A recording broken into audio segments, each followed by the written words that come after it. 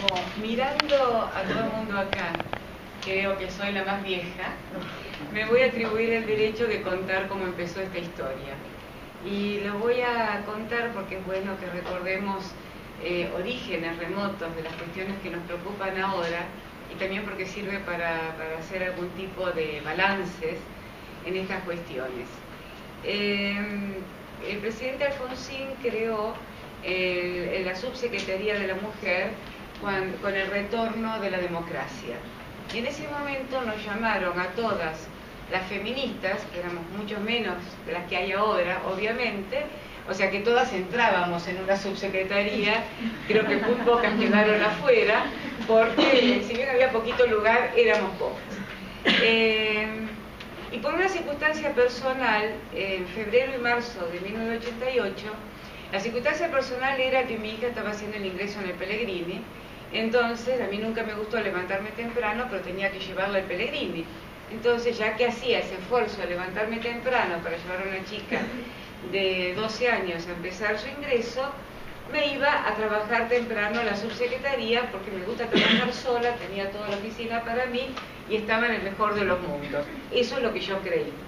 Porque en marzo, el boxeador Carlos Monzón mata a Alicia Muñiz tirándola por la ventana.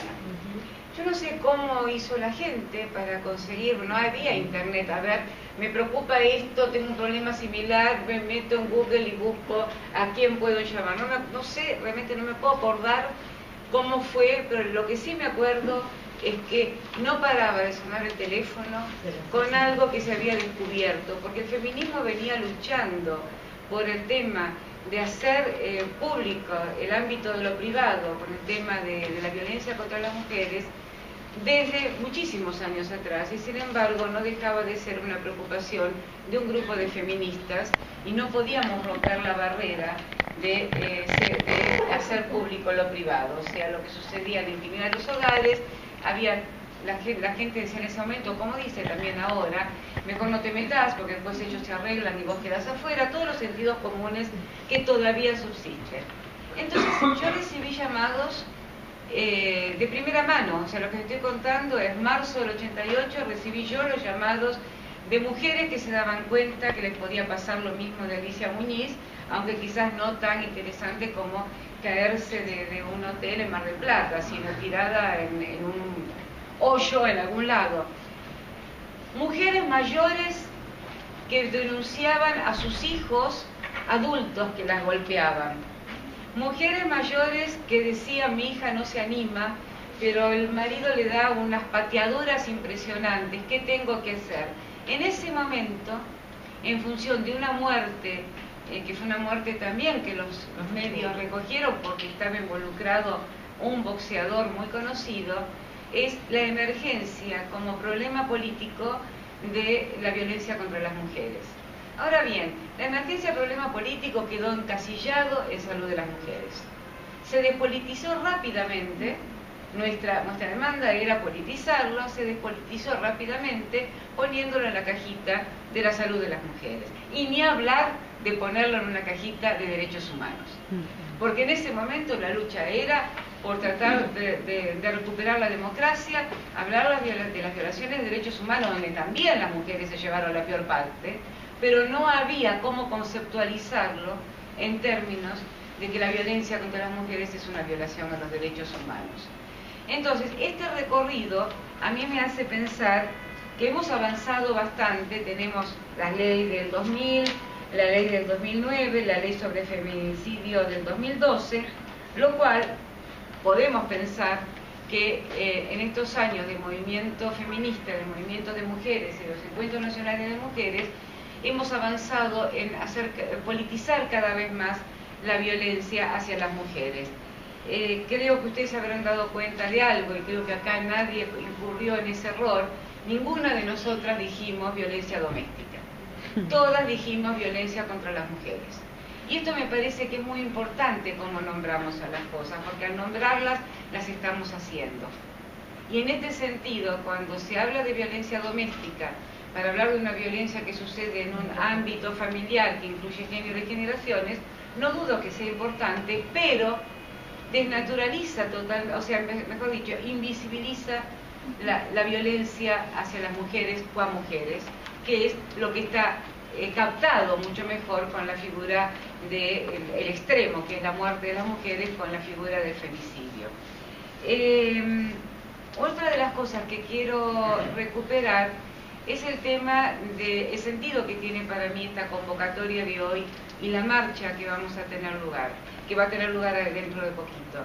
En primer lugar es pensar de nuevo en cuántas veces los feminismos estuvieron en la calle, y la primera estrategia que a mí me sale del corazón de socióloga que investigo los movimientos sociales es que hay que ocupar la calle, siempre, y esto no es algo que yo lo diga mandatorio, sino que los feminismos argentinos tienen muy claro que hay que ocupar la calle. Por supuesto, y déjenme hacer un comentario un poco amargo, vamos a ocupar la calle con un montón de personas que no están nunca en las marchas para la legalización del aborto. O sea, tengamos en cuenta también, porque de ahí podemos empezar a ver en estas articulaciones que son necesarias con todos aquellos y aquellas que se nos unan, que algunas de esas articulaciones no van a poder sobrevivir demasiado porque no están de acuerdo con nosotros, o tienen miedo, o son cobardes para levantar lo que nos falta de la ciudadanía de las mujeres, que es el control sobre nuestro propio cuerpo. O sea, esto es bienvenido si estas articulaciones también se articulan con otras demandas del movimiento feminista y del movimiento de mujeres.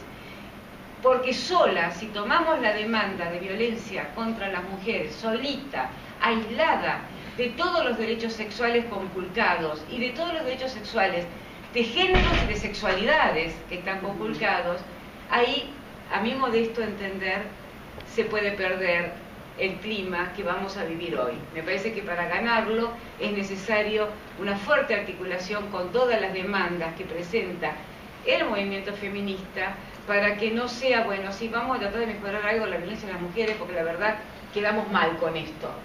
Es feo que a las mujeres le golpeen. Total, después el Poder Judicial se encarga de no hacer nada. Pero pongamos, o sea, el riesgo siempre que corremos con estas cosas es en algún tipo de solución cosmética para estas cuestiones. Y esto, como yo soy directora de un centro de derechos humanos y democratización y dirijo carreras de derechos humanos y políticas sociales, quisiera explicar algo también del lado de los derechos humanos. Si bien yo tengo todo ese rol en esta universidad, yo estoy firmemente convencida de que tenemos que abordar los derechos humanos en toda su complejidad y no solamente en aquello que es sistema nacional, sistema internacional, aquello que está ya instituido. Porque para haber llegado al sistema nacional, regional e internacional, esos derechos que entraron a los sistemas, entraron porque fueron demandas de la sociedad. No es que un grupo de gente en algún lugar de Naciones Unidas se sienta y dice, che, dale, ¿qué convención nueva podemos sacar ahora? Si fuera por ellos, ya está. Lo que sale es producto de las demandas que hay y que vienen de distintas organizaciones y que pujan por más derechos. Entonces me parece que eso es la otra, bueno, me parece no, ese es el otro costado de los derechos sociales, de los derechos humanos, que se captan desde el estudio de los movimientos sociales, que es lo que yo denomino los derechos desde abajo. Pero esos derechos desde abajo, si están nada más que horizontalmente y nunca interpelan al Estado, quedan como demandas sueltitas. Es necesario interpelar al Estado, y ustedes me pueden decir, todos estudiantes de ciencias sociales, ¿a qué Estado? O sea, esa es la pregunta del millón. Podemos demandar a un Estado, pero también tenemos que pensar cómo se transforma ese Estado. O sea, no es aceptar, siempre los Estados democráticos pueden avanzar en mayor inclusión, en mayor ampliación de ciudadanía, o sea que el Estado no es algo dado por siempre, como los derechos humanos no son dados por siempre, sino que también es un campo de disputa y de lucha de distintos sectores que llegan al Estado. Entonces, volviendo a este tema de sociedad y Estado, y tomando los 5 puntos que se le dan hoy, yo me hago algunas preguntas. El plan, poner en funcionamiento el Plan Nacional de Acción para la Prevención, la Asistencia y la Erradicación de la Violencia contra las Mujeres. ¿Quién? ¿Cómo? ¿Quién monitorea? Para que esto no cuesta nada poner en funcionamiento un plan y que salga a los diarios. El tema es si ese plan va a contar con toda la experticia que se manifestó acá en mis colegas, si ese plan va a estar monitoreado por organizaciones que saben de estos temas, porque si no, bueno, yo soy más grande que ustedes, he visto un montón de planes, y como decía el general Perón, si ustedes tienen un problema, lo mejor que hay que hacer es hacer una comisión. Nadie se va a negar a hacer una comisión porque uno sabe que se diluye todo. Entonces hay que tener una vigilancia política muy fuerte cuando uno dice que simplemente, que lo que está en la ley, pero hay que hacer vigilancia de la ley porque esto estaba en la ley y no se cumplió, pero además hay que hacer vigilancia de qué va adentro de esa ley. El otro punto, la exigencia al Poder Judicial de que garantice el acceso de las víctimas a la justicia. Acá han desplegado la justicia racista, la justicia sexista, la justicia clasista. Entonces mi pregunta es, ¿cuál justicia? O sea, no estoy en contra de la justicia, al contrario, defiendo la interpelación al Estado porque necesitamos un Estado, necesitamos una justicia, pero también tenemos que pensar cuál justicia para ver si se puede mejorar de una forma sistemática. Me preguntaban por algunas estrategias del movimiento de derechos humanos. Yo creo que hay muchas diferencias, pero el movimiento de derechos humanos estuvo en la calle. Hijo de Desaparecidos hizo scratches, hasta que empezaron a hacer scratches los ruralistas y nos estropearon la consigna. También hicieron piquetes, bueno. Unos se judicializan y otros no. Exacto. La tercera cuestión, Madres de Plaza de Mayo ha hecho juicio a jueces en la Plaza de Mayo. No es novedad esto de hacer un juicio popular. Ninguna de esas cosas está impedida, es fantástico hacerlo. Pero yo quiero ir a dos puntos para terminar. Uno de los puntos es que la violencia contra las mujeres es producto del patriarcado. El patriarcado existe antes del capitalismo, es más, al capitalismo le vino muy bien el patriarcado. Entonces, si nosotros pensamos, porque mi miedo es como he visto en todos estos 30 años de lucha, la separación del problema de la violencia hacia las mujeres de los temas más difíciles de tratar, que tienen que ver con las relaciones de género, autoridad, poder, violencia entre los sexos y los géneros. Entonces, eso es algo que también hay que tener en cuenta. Y esto, si es un tema estructural producido por el patriarcado, con una característica que tiene que ver con la producción de una masculinidad hegemónica que produce un dividendo patriarcal, por lo cual ser varón es importante, aunque ese varón esté en lo último de la escala social, es más importante que la mujer de esa misma escala y se asemeja un poquito más a los varones de otra situación social porque ser varón es importante. Entonces, si no empezamos a trabajar en prevención, como dice la ley, dice prevención, asistencia y erradicación de la violencia, si no empezamos, no está bien. Si no seguimos trabajando en prevención, en un montón de ámbitos donde cada uno de los que están interesados puedan trabajar, pero pensando que tenemos que trabajar mucho en desmantelar la masculinidad hegemónica y que para eso necesitamos trabajar con varones y mujeres, porque ese es el nudo crítico donde se monta después la violencia hacia las mujeres, en cualquiera de todos los niveles. Porque desde ser varón es importante, y un señor en la televisión se atribuye y le atribuyen el poder de cortarle la pollerita a una mujer que actúa en su programa el año pasado, o hacer miradas lascivas cuando lo está haciendo. Ese varón importa, eso se repite, porque si este varón, que es más importante que yo, que soy obrero del ladrillo, lo hace, ¿por qué no lo voy a hacer yo? Voy a probar a ver cómo me va. O sea, esa escala de dominación, que es además una masculinidad hegemónica que pone en serios problemas a aquellos varones que no han logrado llegar al estándar de la masculinidad hegemónica, que es blanco, sobre todo, de sectores medios para arriba, con un buen, pues de sectores medio para arriba, un buen pasar y educado. Entonces, me parece importante, y ¿saben por qué? Yo estoy recorriendo de nuevo el conurbano. Yo hice un trabajo sobre asambleas, otro sobre piqueteros y otro sobre empresas recuperadas. Estoy volviendo al conurbano y encuentro que muchas mujeres que no estuvieron en ningún movimiento social, encuentro que están repitiendo las mismas cosas que yo escuchaba hace 20 o 30 años cuando empecé a hacer mis investigaciones en Argentina. O sea, el esencialismo mujeril. Nosotras las mujeres nos hacemos de cargo de todo, trabajamos en casa, trabajamos en el barrio, somos mejores que los varones porque tenemos más fuerza y todo eso, pues el hombre la caga a patadas, pero ellas son importantes. Se creen que este discurso del esencialismo y del altruismo materno, esa mujer es carne de cañón de la violencia, porque pobre, no se dio cuenta, estaba borracho, el patrón lo trató mal, siempre fue así, tuvo un padre violento, o es un enfermo, hay que hacerle una terapia porque es un enfermo, bueno, todo ese tipo de cosas, y lo estoy encontrando en estado, diría, en estado puro, como si no hubieran pasado todos estos años. Entonces me pregunto si no habremos pensado que estábamos mejor en cuanto a conciencia de género, porque hay un montón de nosotros que estamos acá y la tenemos, y mujeres en los barrios, yo mujeres en los barrios organizadas, piqueteras, he visto algunas que han podido salir adelante, se juntaron con el feminismo y están en la demanda por el derecho al aborto, pero hay otras mujeres que no, y otras mujeres de sectores medios que están exactamente igual, y las pobres mujeres de sectores altos que ni siquiera pueden divorciarse porque pierden el country, la casa, el departamento, el coche, etcétera, etcétera. También las cagan a patadas como las mujeres pobres, pero está el mayor problema porque tienen que dejar mucha plata para poder separarse de un hombre golpeador. Y esto me lo decía una piquetera. ¿Sabe qué, Graciela? Estas están peor que nosotros. Nosotros en última instancia en algún momento nos vamos. Ellas no se pueden ir.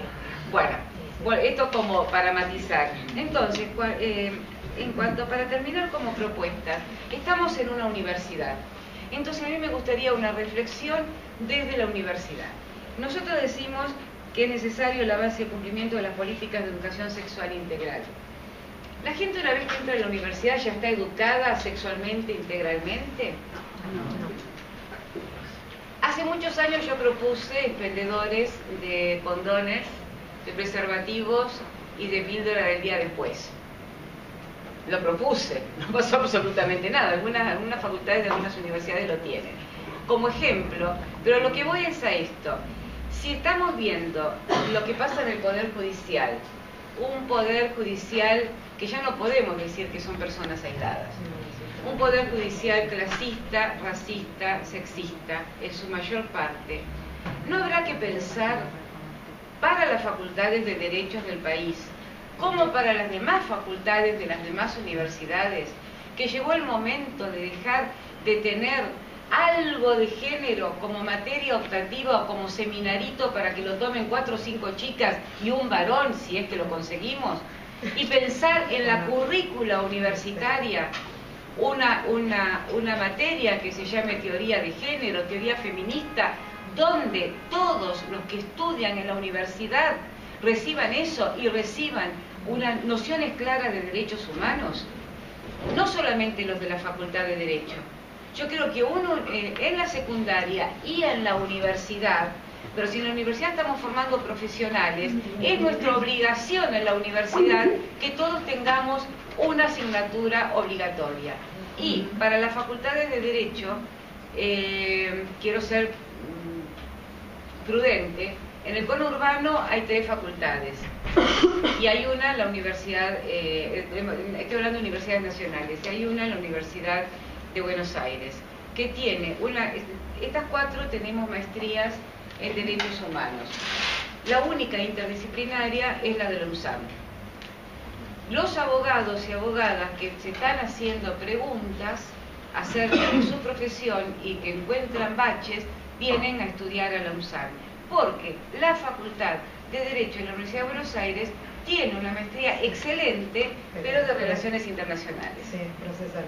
Pero no les sirve a abogados y abogadas que no vieron nada durante su carrera tener una carrera así, si no tiene otras para elegir, o sea, el que la elija está perfecto, pero no hay opciones.